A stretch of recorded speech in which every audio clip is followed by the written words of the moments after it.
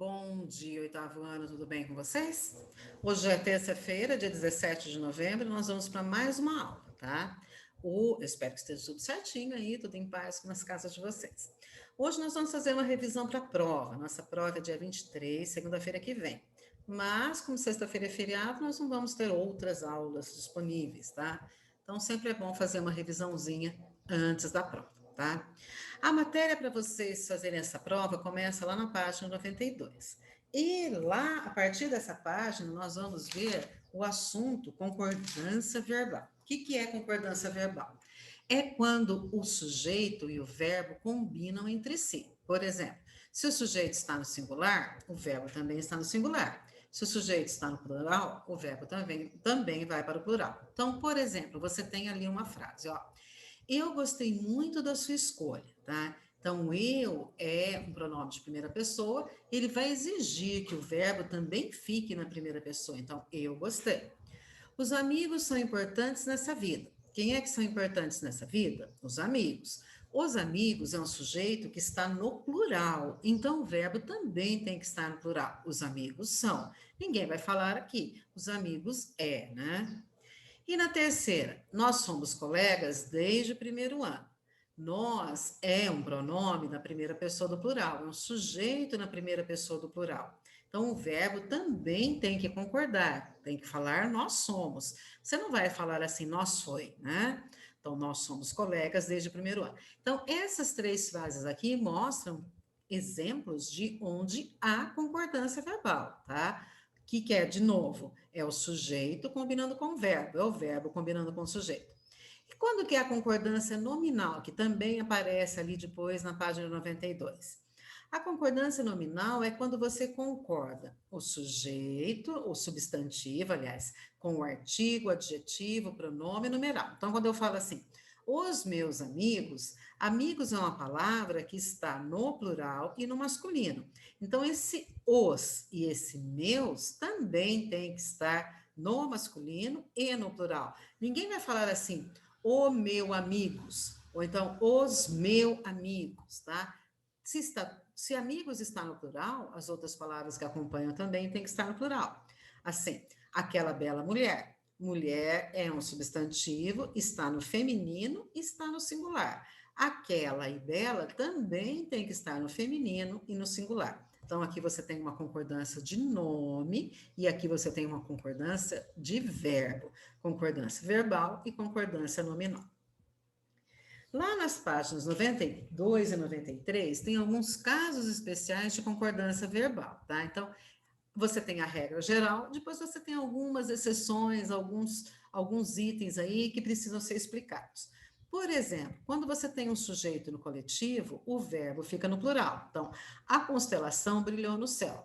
A constelação, apesar de dar ideia de muitas estrelas, vai deixar esse verbo no singular.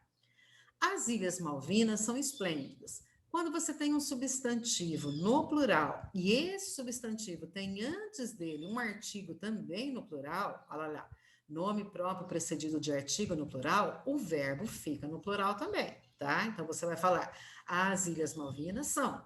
Os Estados Unidos são um grande país. Por quê? Porque esse os aí vai deixar o verbo no plural. Quando você tem um verbo impessoal, você não vai fazer concordância. Então, você vai ter assim: choveu há 2 semanas, chove há 2 semanas. Não tem como você colocar esse verbo no plural. Por quê? Porque ele é impessoal, porque ele dá a ideia de um fenômeno da natureza. Perto de 30 alunos farão a prova. O verbo aqui concorda com o substantivo alunos. Então, você vai fazer a concordância de farão aqui com alunos, tá? Perto de 30 alunos farão. Esse substantivo está no plural, o verbo também vai no plural. Na página 94, você também tem mais alguns casos de concordância, tá? Então, você tem lá, por exemplo, assim, ó. Miguel e seus irmãos chegaram cansados. Quem é que chegaram cansados? Miguel e seus irmãos. Então, você tem um substantivo, dois substantivos, Miguel e irmãos. Você tem um sujeito composto, e esse sujeito composto pede o verbo no plural também, tá? Então, é bom que você reveja para a prova a tabela da página 92, da página 93 e da página 94, certo? Lá na página 99, depois você tem vários exercícios aqui, e na página 99 você tem mais um assunto aqui que vale a pena você estudar para a prova, tá? É a questão do vocativo. O vocativo é uma palavrinha, um termo que nós usamos para chamar ou nomear alguém. Então, para você saber que aquela pessoa, que você está conversando com aquela pessoa, né? Aí você usa uma palavrinha chamada vocativo. Então, quando você fala assim, Maria, você gostou do trabalho? Essa palavra Maria é um vocativo porque é com quem você está conversando. Então, quando você coloca essa palavra Maria aqui, você precisa colocar uma vírgula para mostrar que ela é um vocativo. Então, você tem uma regrinha. O vocativo vem separado dos outros termos da oração por meio de vírgula. Esse vocativo poderia aparecer no meio da frase? Poderia. Aí ela ficaria assim. Você gostou, vírgula, Maria, vírgula, do trabalho? Aí Maria teria uma vírgula antes, uma vírgula depois. E se fosse no final, teria uma vírgula antes. Você gostou do trabalho, Maria? Então, para separar o vocativo, aí você precisaria colocar uma vírgula também. Então, o que é importante lembrar? Que vocativo é a palavrinha que a gente usa para chamar a pessoa com quem você está conversando. Então, a professora entra na classe e fala assim, 8º ano, peguem seus cadernos. Então, 8º ano, vírgula. Por quê? Porque essas duas palavrinhas aí são o vocativo. São elas que estão sendo usadas para a professora se referir aos alunos, tá? Então, isso é importante também. Aí você vai lá na página 99, você revê os exercícios, né? Esse assunto de vocativo não é difícil. E agora nós temos lá na página 106 um outro assunto importante também. São palavras homônimas, né? Palavras homônimas são aquelas pronunciadas do mesmo modo, mas que são diferentes no sentido, tá? Então você tem, por exemplo, a palavra manga, significando fruta, mas você tem também a palavra manga, significando roupa, né? Então elas são homônimas porque elas têm o mesmo som, algumas, no caso de manga, são até escritas da mesma maneira, mas com significados diferentes. No caso da palavra senso, o som é o mesmo, senso, mas na hora de escrever você tem senso com C e você tem senso com S. Senso com C vem de recenseamento, olha lá. Aliás, recenseamento vem da palavra senso, né? Recensear é contar. Então, quando o governo decide que ele quer saber, quando ele fala assim, eu queria saber quantas pessoas tem no Brasil, quantas pessoas são mulheres, quantas pessoas são homens, quantas dessas pessoas são crianças, quantas dessas pessoas estão empregadas, quantas estão desempregadas, quantas moram na cidade, quantas moram na zona rural. Então, isso daí o governo ele pede para fazer um recenseamento. O órgão responsável por recensear as pessoas chama-se IBGE, Instituto Brasileiro de Geografia e Estatística, né? Então, isso quer dizer recenseamento. Recenseamento, para ter a palavra recenseamento, eu tenho aqui censo, então fazer um censo, fazer uma contagem. Agora, eu também tenho a palavra senso, escrita com S, no sentido de juízo. Por exemplo, tenha bom senso, use a máscara, ou seja, tenha juízo, use a máscara. Ter bom senso, ter juízo. Só que esse senso aqui é escrito com S. E tanto manga, senso com C e senso com S são homônimas, porque o som é igual, mas o significado é diferente, tá? Então, você vai lá na página 106 e dá uma olhadinha nos outros exemplos que tem. Por exemplo, você tem lá canto da parede, canto do coral. Você tem o banco para sentar e o banco para guardar dinheiro. Você tem cheque com CH, que é o cheque do banco, que você vai lá e desconta. Mas você também tem cheque com X, chefe muçulmano de uma tribo. Você tem taxa e taxa. Taxa com CH, que quer dizer um preguinho pequeno. E você tem taxa com X, que é um imposto. O censo que nós vimos aqui, né? Você perdeu o censo, preciso que você tenha bom senso, certo? Lá na página 111, pessoal, nós temos também uma questão, uma outra unidade aqui, que é a questão do complemento nominal. O complemento nominal é uma palavra que completa o sentido de um nome. Então, quando eu falo assim, perdi a confiança neles. Quem perde a confiança, perde a confiança em alguém, em alguma coisa. Essa palavra confiança aqui precisa de uma outra palavra para completar o sentido. Então, essa palavra neles aqui é um complemento nominal, tá? Então, você também dê uma olhada lá na página 111 e reveja os exercícios. Regência verbal e regência nominal, página 121. Os verbos da nossa língua, pessoal, eles são regidos por alguma palavrinha. O que quer dizer regidos? Eles são orientados, né? Então, você tem uma palavrinha que vem depois do verbo que vai mostrar qual é o sentido dele, tá? Lá na página 121, perdão, na página 122, você tem uma tabelinha com uma lista de verbos. Dependendo da palavra que vem depois do verbo, ele às vezes pode mudar o significado. Quando eu falo só aspirar, eu estou falando cheirar. Então, eu aspirei o delicioso perfume da flor. Eu aspirei o desodorante e senti que ele tem um belo perfume, um perfume gostoso, tá?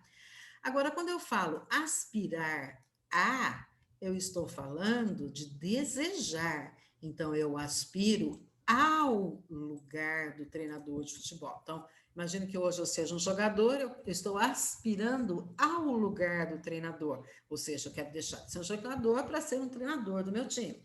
Então, quando esse aspirar, por exemplo, ele é seguido aqui do a, ele muda de sentido. Ele não quer dizer mais desejar, cheirar, ele quer dizer desejar, tá? Não vai confundir, achar que eu aspiro o lugar do treinador é você ficar cheirando o lugar do treinador. Não deve ser muito agradável ficar cheirando o lugar onde alguém se senta, né? Ainda mais em época de pandemia, que você não deve fazer nada disso. Olha, outro parzinho, assistirá e assistir. Quando eu assisto a alguma coisa, é porque eu estou presenciando, eu estou observando. Ele assistiu ao jogo, eu assisti ao filme, então assistir a. Agora, quando eu uso só assistir sem o a, muda de significado. Aí, esse assistir quer dizer ajudar. O médico assistiu o paciente, ou seja, o médico ajudou o paciente. Chegar a é a mesma coisa que atingir. A pesquisa chegou ao final, tá? Depois você vai lá na página 122 e reveja ali algumas palavrinhas, alguns verbos e a regência deles. Então, regência, o que que é? É a palavra que vem depois do verbo que orienta o sentido, o significado dele, tá? Então, você tem lá, por exemplo, aqui eu coloquei aspirar, assistir, chegar. Você tem o preferir, que você deve falar assim, ó, preferir a, que quer dizer gostar mais. Ele prefere maçã a goiaba. O querer, pessoal, quando você fala assim que você gosta de alguém, então você tem que ter o a. Eu quero bem a meus amigos. Se você não usar esse a, ele fica no sentido de desejar. Quero um tênis azul.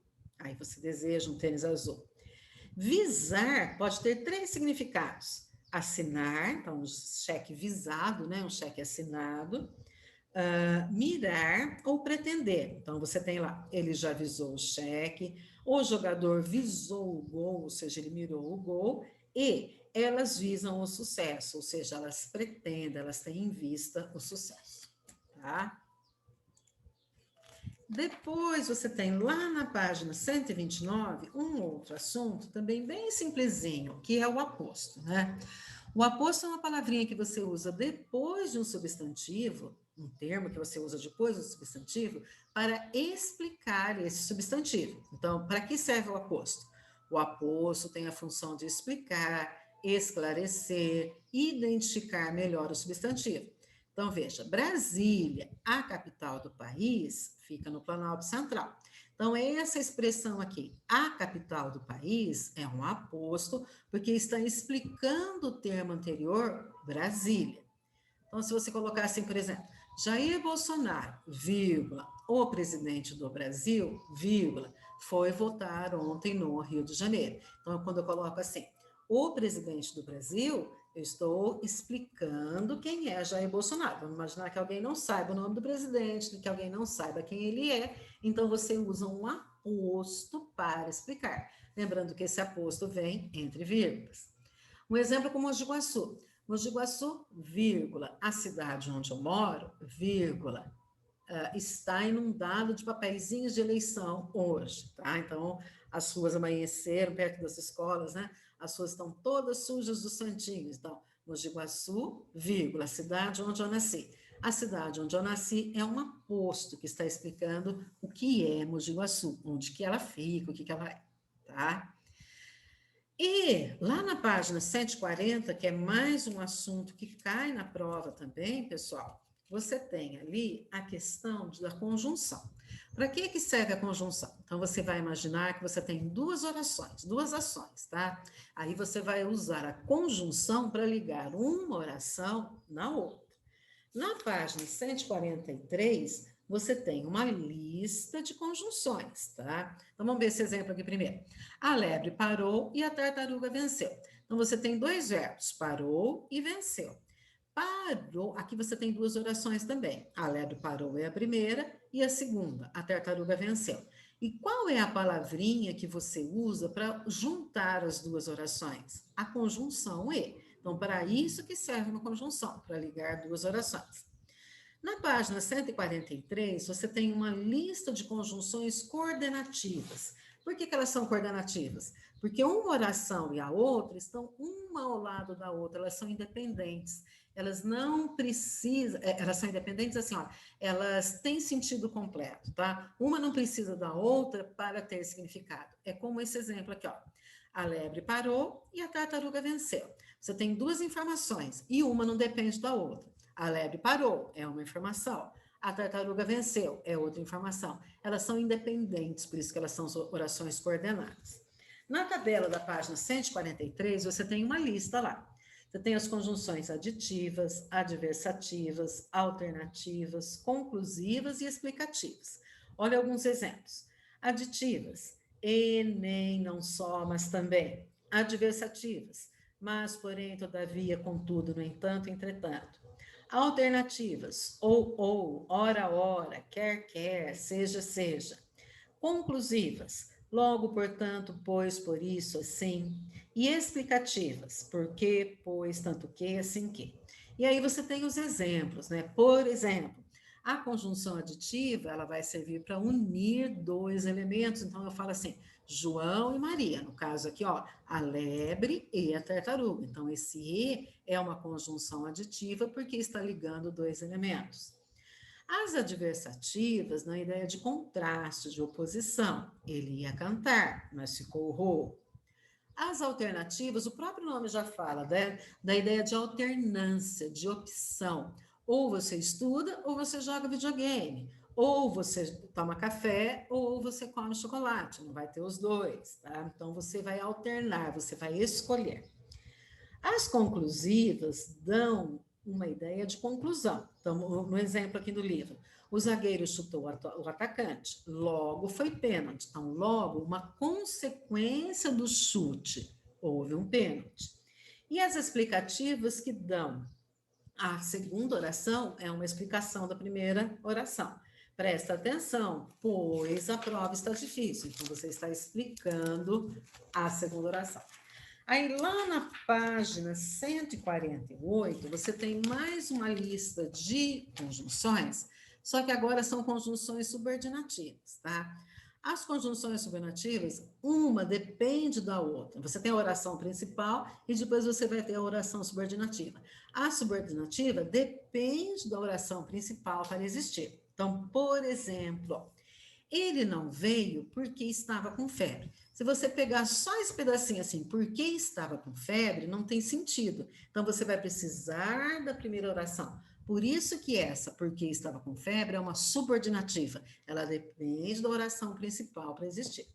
Aí você tem as conjunções causais, comparativas, concessivas, condicionais, conformativas, consecutivas, finais, proporcionais e temporais.